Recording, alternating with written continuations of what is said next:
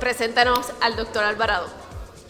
Finalmente tenemos al doctor Gilberto Alvarado Díaz. Es un cirujano ortopeda certificado por la ABOS con experiencia en medicina deportiva y biomecánica. Completó una beca de medicina deportiva en la Universidad de Georgetown y ha ocupado cargos como director médico de la Federación de Voleibol de Puerto Rico y fundador del consorcio Medicina Deportiva Sur. Por favor, un aplauso para el doctor Alvarado.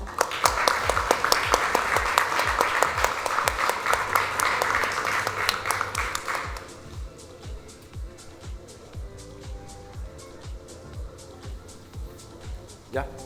Buenas noches a todos. Muchas gracias a Oscar y a la familia de Ciracet por tenerme aquí presente. Vamos a hablar de un tema que tan reciente los que siguen la prensa. El domingo salió un artículo sobre la cantidad de lesiones que estamos viendo sobre los adolescentes que practican deporte. ¿Ok? A modo de investigación hay mucho por hacer.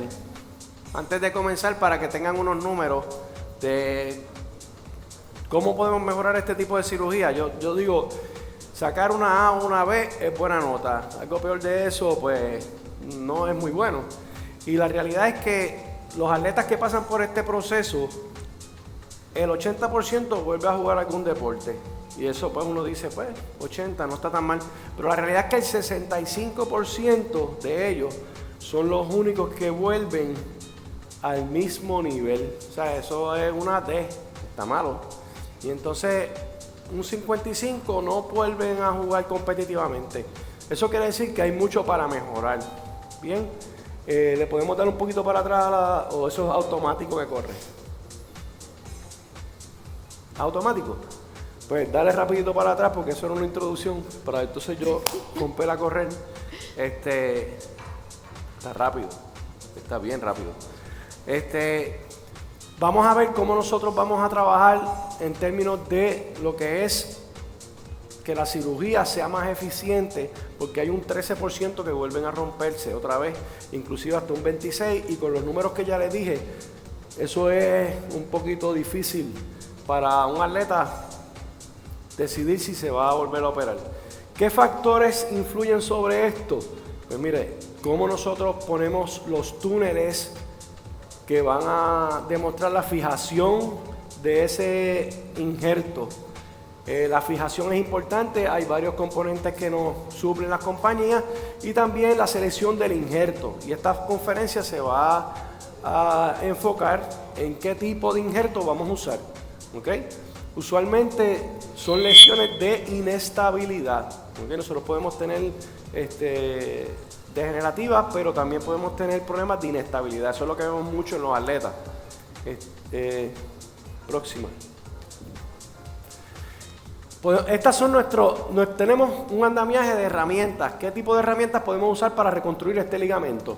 Los que están más en el campo de la medicina tienen que conocer un poquito más de anatomía, pero la realidad es que podemos usar autoinjerto, que sería tendón de corva, tendón de cuádriceps, tendón patelar. Y también para los pacientes que son unos pacientes un poquito más de edad, el aloinjerto. Pero este tipo de injerto que vamos a utilizar va a depender grandemente en sexo del paciente, edad del paciente, actividad del paciente. Vamos a hablar primero sobre el proceso que ocurre durante la integración del injerto cuando nosotros hacemos esta reconstrucción. Al principio ocurre una ligamentización que básicamente las fibras de colágeno se van organizando de acuerdo a la fuerza que está recibiendo esa rodilla. La proliferativa, que es de 4 a 12 semanas, lo que ocurre es que viene sangre y repobla ese colágeno y al final pues es la integración final que ya no hay vascularización, que ese es el proceso que está pasando desde esos 3-4 meses hasta los 9-12 meses que nosotros vamos a darle seguimiento. ¿Ok? Vamos a hablar del primer injerto. Primer injerto, tendón patelar. El tendón patelar se incorpora en las primeras 6 semanas y empieza a crecer hueso. A las 3 semanas, hueso empieza a crecer y se integra. Pero no significa que el ligamento como tal esté integrado, porque pasa por el proceso de necrosis y el proceso de revascularización. Hablando del tejido del tendón de corva, que es otro tipo de tejido que utilizamos, es un tejido blando, no es un tejido que posee nada de estructura ósea, por lo tanto su integración tarda más, 8, 12 semanas, y se mineraliza y luego es que se integra. Por ende, tenemos un problema de cómo vamos a trabajar esa rehabilitación. Tercer injerto, aloinjerto. Esto es de cadáver. Para pacientes jóvenes no se recomienda porque la incorporación tarda de 6 a 9 meses y una persona activa, la realidad es que no lo va a seguir ese protocolo y tiene una incidencia más alta de rotura. ¿Ok? Vamos a ver, esto de ahora en adelante voy a presentar estudios, ¿ok? ¿Qué es lo que ocurre? Este estudio presentó que ocurren cambios de neurovascularización hasta 2 años después, lo que hay personas que dicen, un atleta tienes que aguantarlo 2 años antes de volver a jugar, pero la realidad es que eso no va a ocurrir en ninguna parte del planeta, especialmente si dependen de millones de dólares. ¿Ok? Así que esto es otro estudio que está presentando, ¿verdad?, las comparaciones entre tendón de cuádriceps y tendón patelar. Y encontraron que la realidad es que el de cuádriceps no es tan diferente que el tendón patelar porque tiene hueso, o sea que la integración todavía se está entendiendo.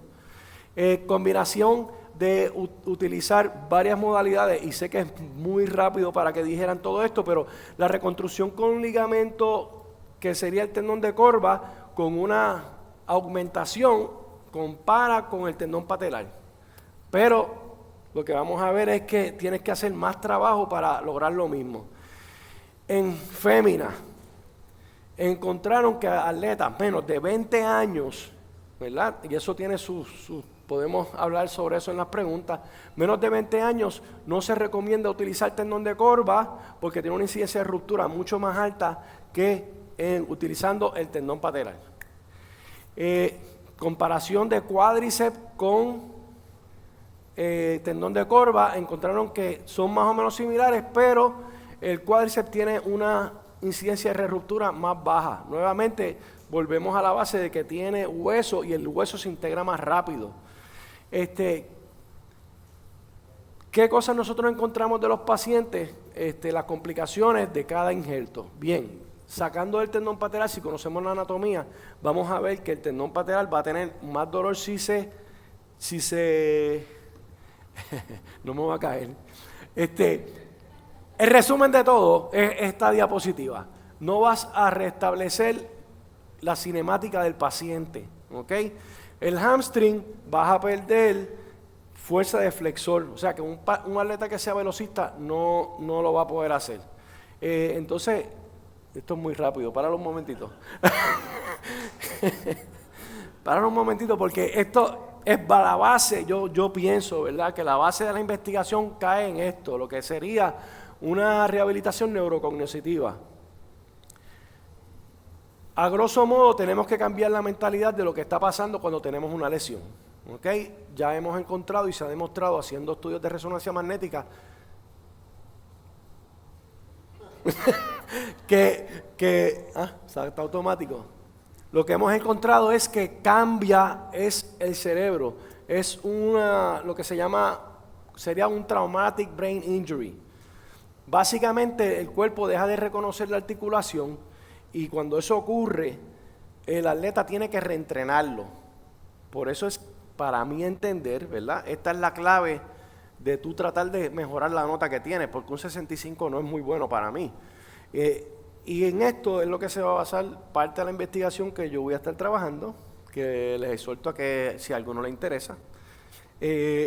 Dentro de lo que se trata de hacer, y por decirle un ejemplo de lo que se trata de hacer, es que el cerebro vuelva a hacer las acciones automáticas. Cuando yo estoy caminando, yo no pienso esta pierna primero, esta pierna después, pero cuando el atleta se lastima, sabe, ok, tengo que tener cuidado porque me duele y no lo voy a mover. ¿Cómo logramos eso? Parte de las estrategias es distrayendo a ese atleta, por decirle algo.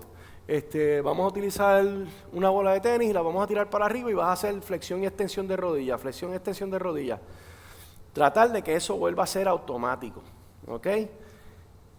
Básicamente es poco tiempo, pueden hacer preguntas, pero para ir al detalle no hemos encontrado la solución y de esto se ha hablado en todas las conferencias de ortopedia hemos hablado y hablamos de no el tipo de injerto que se utiliza, no la fijación que se utiliza, no la rehabilitación, no la prevención. Y estamos trabajando bien, yo diría que, como estaba hablando con el ingeniero Oscar Milda, fragmentados. La medicina se está practicando fragmentada. ¿Por qué? Porque yo no trabajo con el preparador físico, o el preparador físico no viene a donde me a decirme, mira, esto está bien, porque él tiene su kiosco, él tiene su finca y él piensa que eso es lo que es. Pero el fisiatra tampoco viene a hablar conmigo, ni yo hablo con el fisiatra cuando yo estoy haciendo un trabajo de una reconstrucción. Y ese andamiaje tiene que ocurrir. Por lo menos desde el punto de vista ortopédico, yo lo comparto con mis colegas míos. Muchas veces nosotros operamos un paciente y no lo volvemos a ver en un mes porque lo enviamos a rehabilitación. Obviamente el esfuerzo en equipo no está ocurriendo y eso trae complicaciones. Y eso baja la respuesta a volver a ser un atleta de alto rendimiento. No solamente eso, puede ser un reemplazo de rodilla, reemplazo de cadera, reemplazo de hombro, ese tipo de cosas es algo que hay que trabajar. Y espero que hayan entendido algo porque fue bien rápido.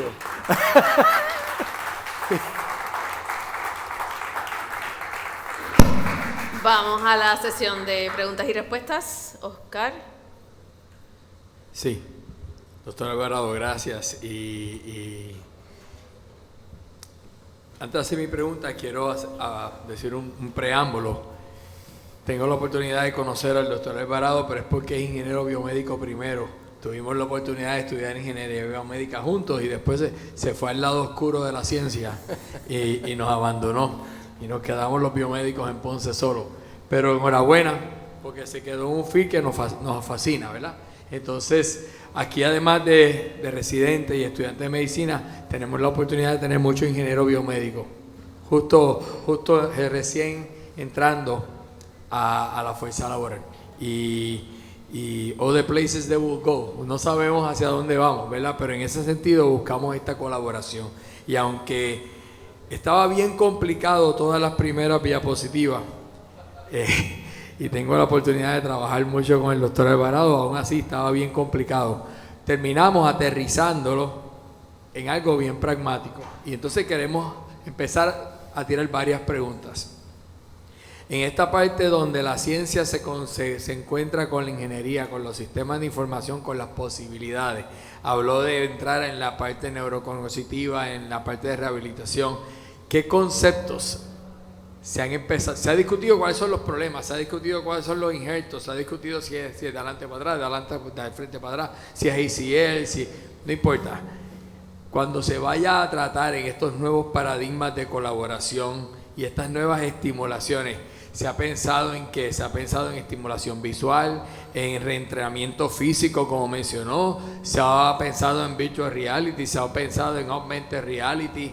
Queremos ver hacia dónde está pensando la ciencia, porque nada más le gustaría aquí a los que están en el mundo de los computational science, a los que están en el mundo de la ingeniería biomédica, ver cómo se pueden insertar en colaborar en esas áreas. Y entonces después vuelvo a una segunda pregunta, la quiero guardar por ahí, la contesta después, más relacionado un poquito con los primeros slides. Con todo esto que se conoce de los injertos, y aprovecho que hay otros colegas acá, aplica solamente, y estas mejoras y estas oportunidades, aplica solamente cuando hay ruptura total, o se pueden hacer algunas de estas cosas en rupturas parciales de los ligamentos. Tuvimos un caso reciente donde tuvimos un partial tear de un ACL y un posterior, y entonces se decidió no operar al jugador, que entrenara otros músculos, que aprendiera a brincar y hacer el dinamismo que hacía con otros músculos. Aún así, nonetheless, había una posibilidad de que de 9 a 12 meses se rompiera for good.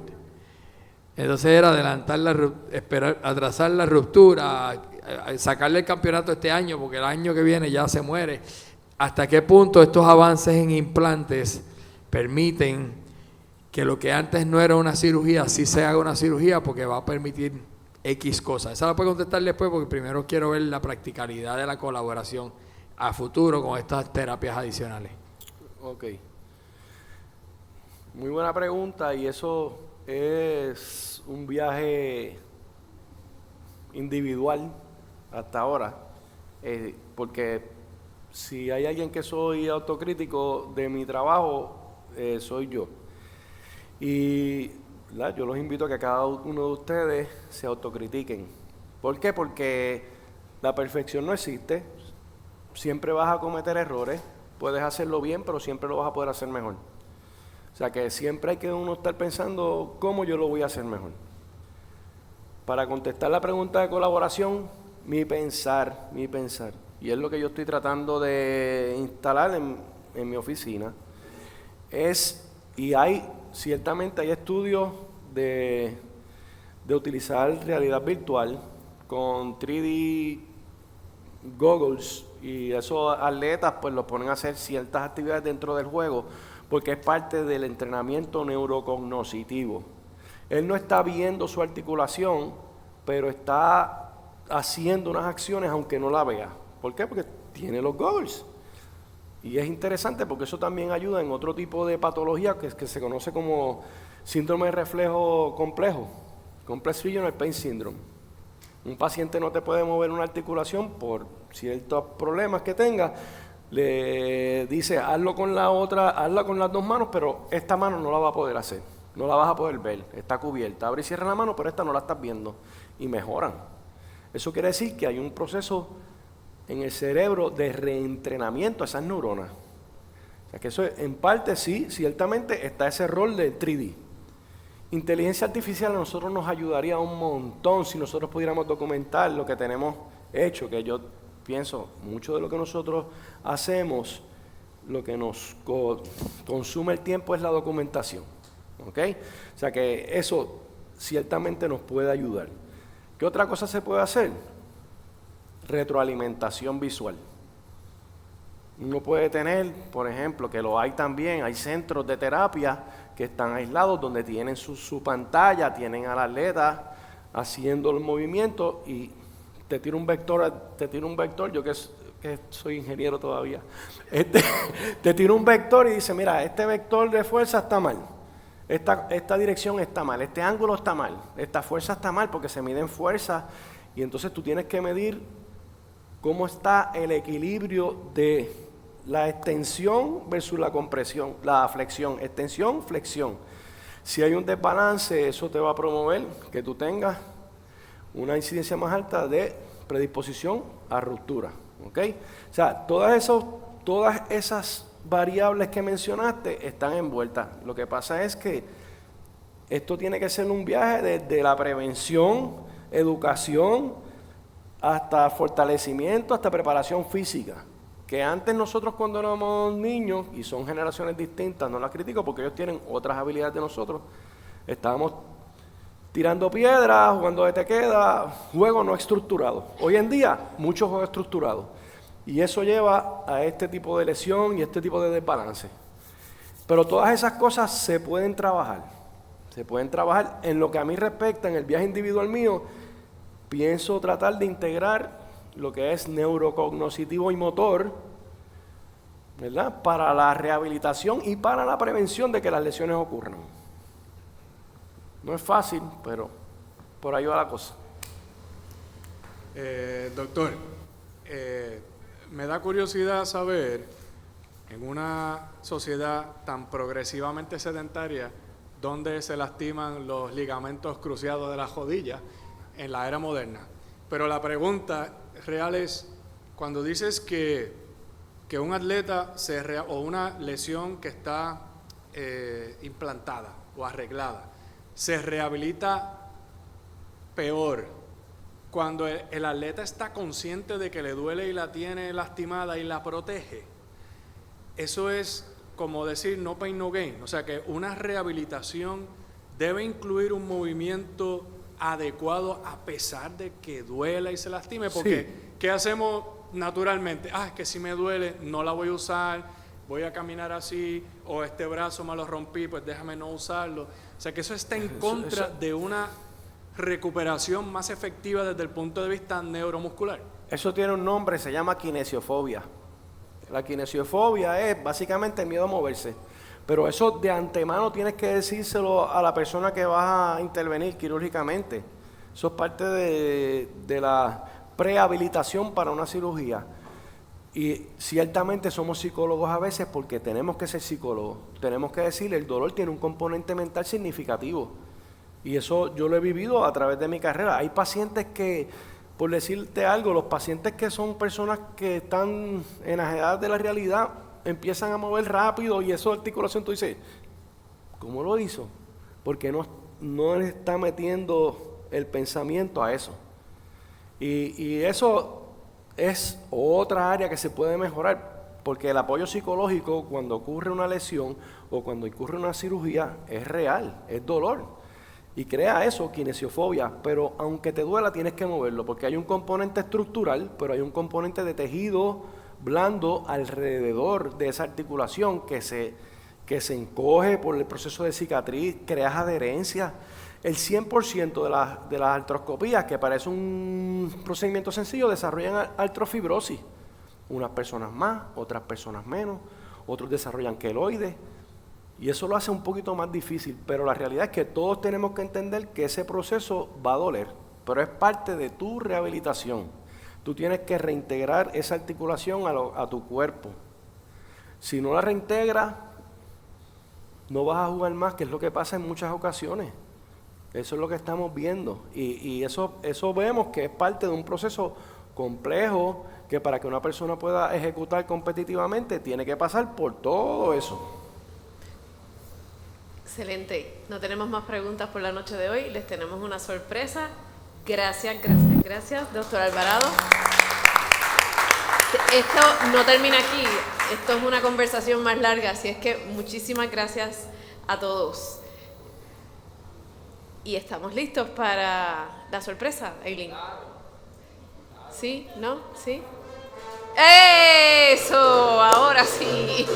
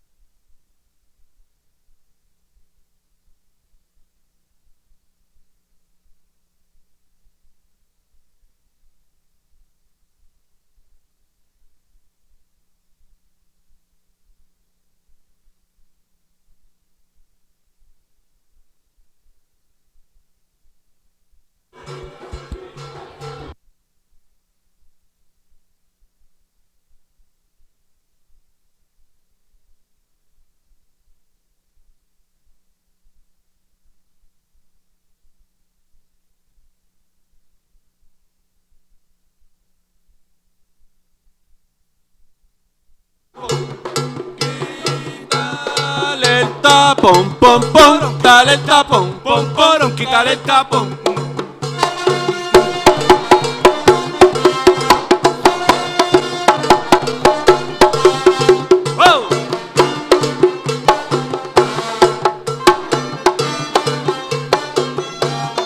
El shot se coge, se mata y se pelan. El shot se coge, se mata y se pelan. Le ponen la vara y se le da candela. Le ponen la vara y se le da candela. Ese pobre lechón que murió de repente, con un tabo en la frente y otro en el corazón. Lo metieron para horno, lo sacaron caliente, le metieron el diente, le metieron el diente a ese pobre lechón. Tengo un lechón sabrosón pa' Nochebuena. Tengo un lechón sabrosón para mi gente. Tengo un lechón sabrosón pa' Nochebuena. Tengo un lechón sabrosón para mi gente. El lechón se coge, se mata y se pela. El lechón se coge, se mata y se pela. Ponen la vara y se le da candela. Le ponen la vara y se le da candela.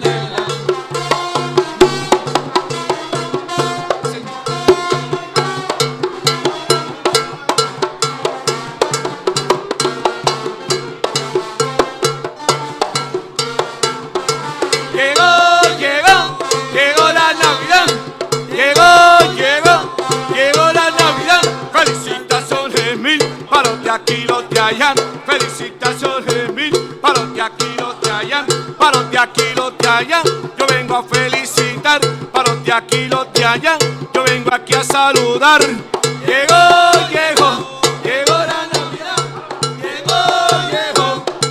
la Navidad, felicitaciones mil, para los de aquí los de allá, felicitaciones mil, para los de aquí los de allá.